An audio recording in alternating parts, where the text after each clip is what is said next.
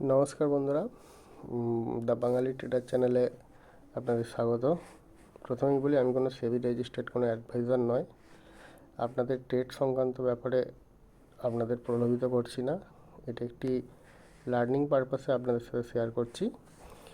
আপনারা যদি মনে হয় হ্যাঁ এটা আপনাকে, এই ভিডিওটি বা এই রিলসটি আপনাকে কোনো হেল্প করতে পারে, তাহলে কিছু সময় নিয়ে এটি একটু দেখে নেবেন। তো যেটা বলার সেটা হচ্ছে যে এটি একটি নিফটি ফিফটি চার্ট।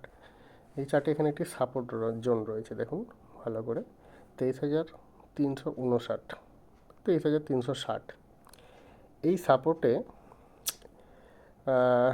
আগের দিন ফ্রাইডে 2024-22 তারিখ আপনাদের দেখাই।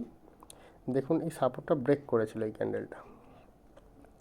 এই ব্রেক করার পরে যখন নিচের দিকে রেড ক্যান্ডেলটি হয়, অনেক রিটেলার কিন্তু এখানে নিচের দিকে পজিশান বানিয়েছিল, কেউ কেউ ওভারনাইটও বানিয়েছে।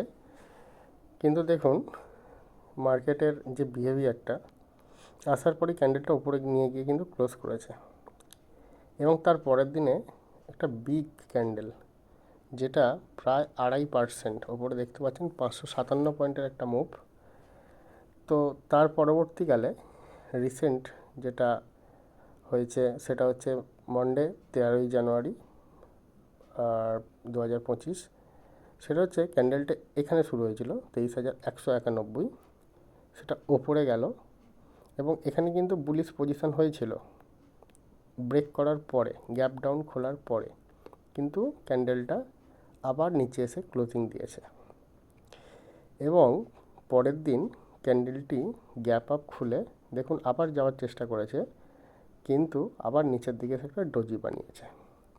তো মার্কেট কিভাবে ট্র্যাপ করে, সেই ট্র্যাপের ব্যাপারগুলো আপনাদের বুঝতে হবে, তাহলেই আপনারা কিন্তু সহজেই ট্রেড করতে পারবেন।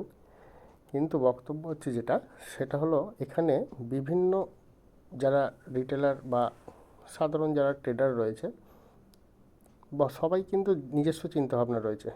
কেউ এই পজিশানে এসে ভাবছে মার্কেট বুলিশ, কেউ ভাবছে বিয়ারিশ, কেউ ভাবছে সাইডওয়েজ। কিন্তু কারোর কাছে মার্কেট কোন দিকে যাবে, কোন দিকে মুভ নেবে, সেটা কিন্তু কোনো সিওরিটি বা কেউ কিন্তু সঠিকভাবে সেটা জানে না।